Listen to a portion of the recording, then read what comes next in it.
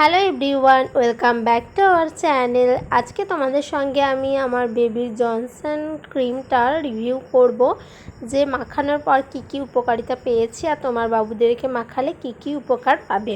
ক্রিমটায় রয়েছে vitamin E, যা বাবুদের ত্বক ময়শ্চারাইজার অ্যান্ড গ্লোয়িং করে।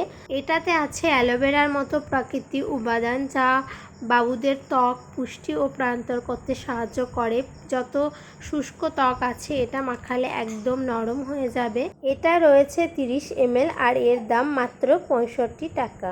এটাতে একদম পিএইচ ব্যালেন্স ঠিক আছে, যেটা বাবুদের ত্বককে একদম ক্ষতি থেকে বাঁচায়। আর এটা মাখালে কোনো সাইড এফেক্ট নেই।